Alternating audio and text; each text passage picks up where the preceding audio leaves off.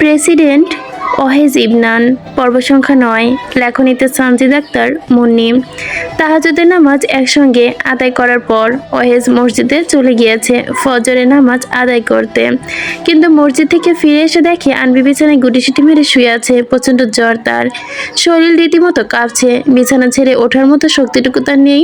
ওয়াহেজ দ্রুত গিয়ে বিছানায় উঠে পড়ে, তারপর আনবিকে নিজের বুকের মাঝে টেনে নিয়ে একটা দীর্ঘশ্বাস ছেড়ে ফিসফিস করে বলে, সামাইরা, একটু ঘুমানোর চেষ্টা করো, শরীরটা খারাপ, একটু কষ্ট করে সহ্য করে নাও। আনবি জ্বরের ঘরে ওয়াহেজের গলায় মুখ গুজে তাকে শক্ত করে জড়িয়ে ধরে ভিড় করে বলে ওঠে, আপনিও ঘুমিয়ে পড়ুন। ওয়াহেজ আলতো হাতে আনভির মাথায় বিলি কাটতে কাটতে বলে, তুমি ঘুমিয়ে পড়ো, আর এখন সকাল 7টা বাজতে চললো। আনবি কামিজের ভেতরে মুখ গুজে গভীর ঘুমে আচ্ছন্ন ওয়াহেজ। প্রথমে আনবি নিজের বুকে জড়িয়ে ঘুমালেও একটু পরে সে নিজেই বিড়ালের মতো আনবির কাছে ঘাপটি মেরে ওম নিচ্ছে। পুরুষ মানুষ বলে কথা, প্রিয়তমার শরীরের উষ্ণতা ছাড়া কি তার সকালের কাঁচা ঘুম আসে? হঠাৎ দরজায় কড়া শব্দে আনবির ঘুম ভেঙে যায়। সে ওয়াহেজকে নিজের ওপর থেকে সরানোর জন্য হালকা ধাক্কা দিয়ে ঘুম জড়ানো কণ্ঠে বলে, উঠুন না, কে যেন ডাকছে, একটু কষ্ট করে দেখুন তো। ওয়াহেজ চরম বিরক্তি নিয়ে উঠে চোখ কসলাতে কসলাতে সে দরজায় গিয়ে দাঁড়ায়। বাইরে থেকে কেউ ঘরের ভেতর দেখতে পায় না, তাই দরজাটা সামান্য একটু ফাঁক করে। দরজা খুলে দেখে উষা দাঁড়িয়ে আছে। ওয়াহেজ দেখে উষা তাগাড়া দিয়ে ওঠে, তোদের ঘুম থেকে উঠতে এত দেরি হচ্ছে কেন? তাড়াতাড়ি ফ্রেশ হয়ে নিচে আয়, আনবিকে বল কিচেনে আসতে। মায়ের কথা শুনে ওয়াহেজ গতরাতে আনভির কথাগুলো মনে পড়ে যায়। ওয়াহেজের মন চায় জিজ্ঞেস করতে, আনবি কেন সব করবে, তবে ওয়াহেজ এটা করে না। জিজ্ঞেস করে শান্ত গলায়, আনবি আজ কিছু করতে পারবে না মা, ওর রাত থেকে হাড় কাঁপানো জ্বর এসেছে, জ্বরের ঘরেও হাঁটতে পারছে না। এ কথা শুনে ওষার কপালে ভাঁজ পড়ে যায়। তিনি ভুরু কুঁচকে বলেন, হঠাৎ জ্বর এলো কেন? দেখি তো, সর দেখি কি হয়েছে ওর। এই বলে তিনি ওয়াহেজকে পাশ সরিয়ে ঘরে ঢুকতেই ভেতরে ঢুকে পড়েন। এদিকে আনবি বিছানায় এলোমেলো ভঙ্গিতেই শুয়েছিল। জ্বরের ক্লান্তি আর ঘুমের ঘোর তার চোখের পাতায় আঠার মতো লেগে আছে, কিন্তু চোখ খোলা সম্ভব হচ্ছে না। উষা বিছানার কাছে গিয়ে আনবির দিকে ঝুঁকে জ্বর দেখার জন্য কপালে ও গলায় হাত ঝুঁকায়। আনবির মনে হয় এটা বুঝি ওয়াহেজ আবার তাকে বিরক্ত করছে, তাই ঘুমের ঘরে সে বিরক্ত হয়ে ধমকে ওঠে, এই নির্লজ্জ প্রেসিডেন্ট, বারবার আপনি আমাকে কেন ছুঁচ্ছেন? একটু ঘুমাতে দিন, কাল সারা রাত তো আপনাকে দিলাম, অন্তত সকালটা আমাকে দিন। কথাটা বলতেই আনবি ধরফর করে চোখ খোলে। তার চোখ খুলতে দেখে সামনে ওয়াহেজ নয়, বরং শাশুড়ি মা উষা দাঁড়িয়ে আছে। উষাকে দেখে আনবি এক লাফে উঠে বিছানায় বসে, লজ্জায় তার মুখ লাল হয়ে যায়। ছিছি, কি থেকে কি বলে ফেললো সে। লজ্জায় তো মাটির নিচে ঢুকে যেতে ইচ্ছে করছে এখন। আনভির মুখ থেকে এমন সর্বনাশের কথা শুনে ওয়াহেজ মনে মনে বিসমিল্লা বিসমিল্লা জপতে শুরু করে। কোনো মতে নিজের ইজ্জত বাঁচাতে সে নিঃশব্দে ঘর থেকে বেরিয়ে যাওয়ার প্রস্তুতি নেয়। মায়ের সামনে এমন একটা পরিস্থিতির শিকার হয়ে সে নিজেও ভীষণ সংকোচে পড়ে গেছে। এদিকে উষা এবং অভাবনীয় পরিস্থিতিতে পড়ে গিয়েছে, চরম বিব্রতিতে পড়ে গিয়েছে। অবস্থা বেগতিক বুঝে তিনি তাড়াতাড়ি উঠে গেলেন। তোরা ফ্রেশ হয়ে নিচে আয়, এইটুকু বলে তিনি প্রায় ছুট লাগালো ঘর থেকে বেরিয়ে গেল। উষা বেরিয়ে যেতে ওয়াহেজ আনভির দিকে তাকালো। তারও একই সঙ্গে হাসিও পাচ্ছে, আবার লজ্জাও লাগছে। আনবি ভয়ে ভয়ে ওয়াহেজের দিকে তাকালো, এই বুঝে একটা প্রচণ্ড ধমক খাবে সে। কিন্তু না, ওয়াহেজ আনবিকে ধমকায়নি, বরং ঠোঁটের কোণে এক বাঁকা হাসি ফুটিয়ে ওঠে। দুর্ঘটনা তো যা ঘটেই ফেলেছে, এখন আর কি হবে, যা উঠে ফ্রেশ হয়ে নাও। ওয়াহেজ এমন শান্ত আচরণ আনবির মনে একটা ভেতরের জমানো ভয় সংখ্যা যেন কেটে যেতে অদ্ভুতভাবে শান্তি নেমে এলো, স্বস্তি নেমে এলো। ওয়াহেজের কথাটুকুতে মেনে নিয়ে সে ফ্রেশ হওয়ার জন্য গায়ের ওপর থেকে কাঁথাটা সরিয়ে বিছানা থেকে নামতে উদ্যত হলো, কিন্তু তার আগে ওয়াহেজ এগিয়ে এসে আলতো হাতে তার হাতটা টেনে ধরে দাঁড় করিয়ে দেয়। তারপর অনায়াসে তাকে পাচা কোলা করে মৃদুস্বরে বলে, এখন তো ঠিকমতো হাঁটতে পারবে না, তাই কোলে নিলাম। ওয়াহেজের এমন কথা আনবির গাল দুটো যেন লজ্জায় রক্তিম হয়ে গেল। ঠোঁটের কোণে ফুটে ওঠে লাজুক হাসি। ওয়াহেজ তাকে সাবধানে বেসিনের সামনে দাঁড় করিয়ে তার হাতে মেসওয়াক তুলে দেয়। আনবি নিজে মেসওয়াক করা শেষে ধোয়ার জন্য হাত বাড়াতে ওয়াহেজ নিজের হাতে পানি নিয়ে নেয় এবং সে একই মেসওয়াক দিয়ে দাঁত মাজতে শুরু করে। ওয়াহেজের এমন কাণ্ড দেখে আনবি বেশ অবাক হয়। এই লোকটা যে আসলে কত রূপগুণ আছে তার কাছে তা যেন ভীষণ রহস্যজনক। দুজনের মুখ ধোয়া শেষ করে ওয়াহেজ আবার তাকে কোলে তুলে সযত্নে বিছানায় বসিয়ে দেয়। আনবির হাতে একটা তোয়ালে আর ভেসলিনের কৌটা ধরিয়ে দেয়। সকালে নাস্তা আনার জন্য সে নিচে চলে যায়। নিচে গিয়ে ওয়াহেজ উষাকে বলে, মামাদের দুজনের নাস্তা একটা ট্রেতে করে দিয়ে দাও। উষা কোনো রকম ভনিতা না করে ছেলের কথায় খাবার গুছিয়ে দিতে শুরু করে। কিন্তু এই দৃশ্য দেখে ওয়াইজের চাচি রুশাদি চোখ তো কোঠরে উঠে যাওয়ার মতো অবস্থা। তিনি উষার কানের কাছে গিয়ে ফিসফিস করে বিষ ঢালতে শুরু করেন। বিয়ের 10 দিনের মাথায় বইয়ের এই অবস্থা, 1 মাস পার হলে তো মনে হয় আলাদা বাড়ি নিয়ে থাকবে ওরা। বউ তো দেখি ছেলেকে জাদু করে ফেলেছে, ইত্যাদি আরো যে অনেক কথা বললেন। তবে উষা এসব কথায় মোটেও কান না দিয়ে নিজের কাজে মনোযোগ দেন। খাবারের ট্রে হাতে নিয়ে ওয়াইজের কাছে ফিরে আসে। তারপরে অহেজক খাবারের ট্রেটা নিয়ে নিজের ঘরে ফিরে আসে। পরম মমতা নিয়ে নিজ হাতে আনবিকে খাইয়ে দেয়। খাওয়া শেষে প্লেটগুলো আবার কিচেনে রেখে এসে ঘরের দরজা বেশ ভালো করে আটকে দেয়। দরজার ছিটকিনি লাগানোর শব্দে আজশো আনবির ভুরু কুজোরা খুঁজকে যায়। সে কৌতূহলী হয়ে উঠে জিজ্ঞাসা করে, দরজা লাগালেন কেন? আজ বাইরে যাবেন না আপনি? অহেজের ঠোঁটের কোণে এক চিলতে দুষ্টু হাসি ঝুলিয়ে বিছানায় উঠে আসে। আনবি একদম পাশে ঘেঁষে বসতে বসতে বলে, এই সকাল থেকে তোমার এত খাতির যত্ন করলাম, আর একটা সুন্দর হাদিয়া তো আমি প্রাপ্য, তাই না? অহেজের চোখের ভাষা আর মতিগতি দেখে আনবি বুঝতে বাকি নেই যে এই লোক আবার তার সঙ্গ চাইছে। আনবি তড়িঘড়ি একটু দূরে সরে যাওয়ার চেষ্টা করতে, না না একদম না, এসব এখন আর না, জ্বর আরও বেড়ে যাবে আমার, যা হওয়ার সব কাল হবে, আজ আর কোনো কথা নয়। এই কথা বলে আনভি আরেকটু সরে যেতে নিলে অহেজ ছো মেরে তাকে টেনে বালিশের ওপর শুয়ে দেয়। আনভির মুখের ওপর ঝুঁকে এসে ফিসফিস করে, জ্বর কমে যাবে, সত্যি বলছি, বেশি কিছু করব না। আনভি অহেজের গভীর চোখের দিকে তাকিয়ে বলে, আমি তো জানতাম আপনি ভীষণ লাজুক, কিন্তু আপনি যতটা নির্লজ্জ তা তো এখন আমি হাড়ে হাড়ে টের পাচ্ছি। লজ্জা কি আর সব জায়গায় দেখাতে হয় সময়টা? কথা বলতেই অহেজ আনবির গা থেকে অন্য সরিয়ে ফেলে। আনবির চোখ বুঝে একটা দীর্ঘশ্বাস ছাড়ে। অহেজকে দমানোর সাধ্য তার নেই, আর সত্যি বলতে তার ইচ্ছেও নেই।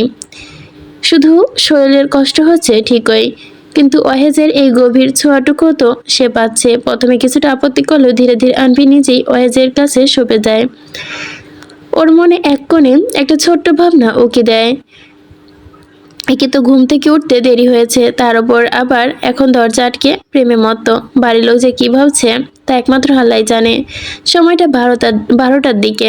প্রেসিডেন্ট কার্যালয়ের বিশাল পাথরে বাঁধানো প্রাঙ্গণ দম বন্ধ করা স্তব্ধতায় ডুবে আছে। হাজারো মানুষের ভিড় জমেছে চারপাশটায়, শুধু আগুনের ভয়ঙ্কর গর্জন, মাঝে মধ্যে আর্তনাদ।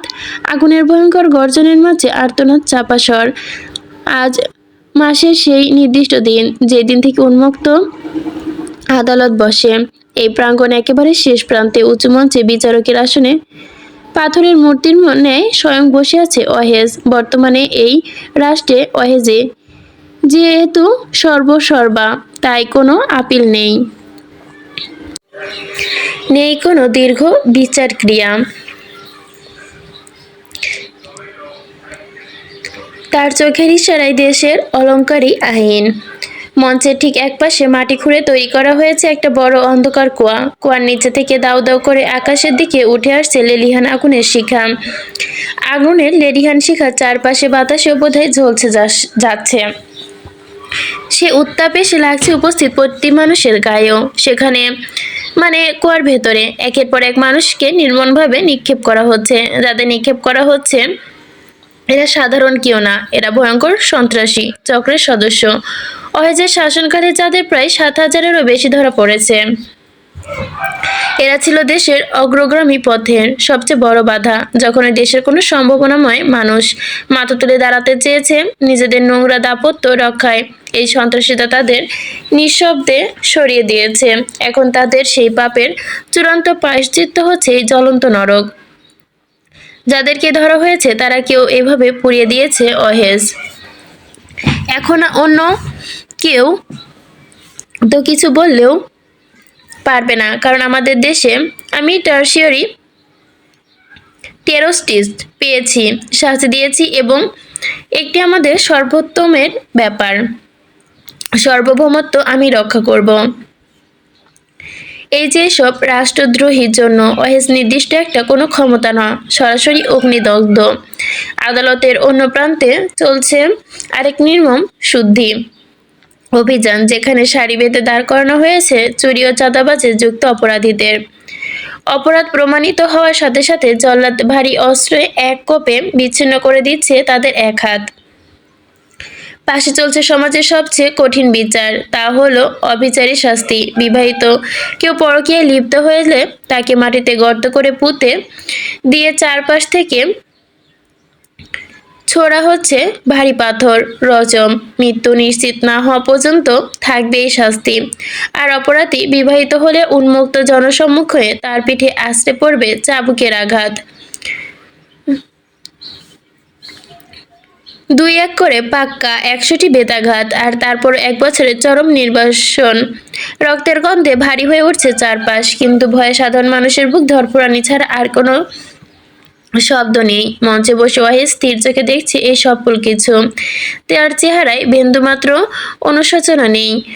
ওর দর্শন খুবই স্পষ্ট এবং অটল। পাপ দমন করতে হলে শাসনকে শাসনের মতোই কাজ করতে হবে। মানুষের মন জুগিয়ে নরম কথায় দেশ চালাতে আসলে সন্ত্রাসযোগ্য দল দুর্বল হয়ে পড়বে না, আরও সমাজে মাথাচাড়া দিয়ে উঠবে। তাই এই লৌহ কঠিন শাসনের ফলে একসময় রাস্তাঘাটের সমস্ত অপারগতা, দুর্নীতি, অশ্লীলতা আজ নির্মূল হওয়ার পথে। দেশের চারদিকে এখন শুধু এক নিস্তব্ধতা, ভয়, শৃঙ্খলতা। মানুষ এখন পাপ করতেও ভয় পায়, আর এই ভয়টা অহেজের রাজত্বের সবচেয়ে বড় শক্তি। একটা পুরনো ক্রোডাউনের একটি ঘরে প্রবেশে বোঝা যাবে পরিবেশটা কেমন। পরিবেশটা বেশ থমথমে বলতে গেলে। বড় এক মেহগুনি কাঠের টেবিলে ঘিরে বসে আছে 3 জন লোক। তাদের পেছনে কিছুটা দূরত্ব বজায় রেখে পাথরের মূর্তির মতো সতর্ক পাহারায় দাঁড়িয়ে আছে কয়েকজন সুঠামদেহী গার্ড। টেবিলের ওপর ছড়িয়ে ছিটিয়ে আছে অসংখ্য ছবি আর নথিপত্র, সবাই অহেজের। কোনো ছবিতে দেখা যাচ্ছে অহেজের বিশাল জনসমুদ্রে দাঁড়িয়ে তেজস্বী ভাষণ, কোনোটাই আবার ক্লোজ আপ শর্ট প্রমাণ হিসেবে রাখা হয়েছে ছবি থেকে। এখন এই 3 জনের সবচেয়ে বড় মাথা ব্যথার কারণ কে? আর তা হচ্ছে স্বয়ং প্রেসিডেন্ট ওয়াহেদ ইবনান। বসে থাকা 3 জনের মধ্যে থেকে একজন প্রধান লোকটিকে বিরক্তি নিয়ে টেবিল থেকে ওয়াহেজের একটি ছবি তুলে হাতে নেয়। ছবিটিকে কিছুক্ষণ ক্ষীণ দৃষ্টিতে তাকিয়ে থেকে কঠিন গলায় তিনি বললেন, অনেক হয়েছে, এত কিছুর পরও একে দমাতে পারিনি, কিন্তু এবার ওকে একেবারে শেষ করে দেওয়ার পালা। হাতের ছবিটা টেবিলের ওপর তাচ্ছিল্যের সঙ্গে ছুঁড়ে ফেলে তিনি। আবারও বলতে শুরু করে, যে কোনো মূল্যে ওর ওই শাসন চুরমার করে দিতে হবে আমাদের, নয়তো কোনোদিনও আমাদের নিজেদের ধরা ফেলবে, আগুনে জ্বালিয়ে দিবে। সময় বুঝে ভালোভাবে ওদের বাড়িতে সরাসরি বোমা ফেলতে হবে। ওদের বাড়ির ঠিকানা দুনিয়ার সবার থেকে লুকানো থাকলেও আমার কাছে অজানা না। এই আঘাতটা পুরো বংশ নির্বংশ করে দিবে।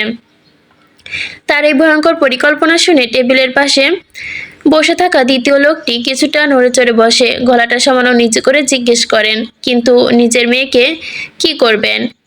হামলা হলে তো সেও তো তখন ওই বাড়িতেই থাকবে। প্রশ্নটা শুনে প্রথম লোকটার মুখে একটা কোনো বিকার দেখা গেল না। উল্টো তার ঠোঁটের কোণে ফুটে উঠল এক কুঠিল্য ও তাচ্ছিল্যের চরম হাসি, চরম নির্লিপ্ত আর শীতল কণ্ঠে তিনি জবাব দেন, এরকম 2-1টা মেয়ে মারা গেলে আমার কিছু যায় আসে না, কারণ ও মরে গেলে আমার পথের ঘাটাটা দূর হয়ে যাবে, আমি উল্টো আরও বেঁচে যাব।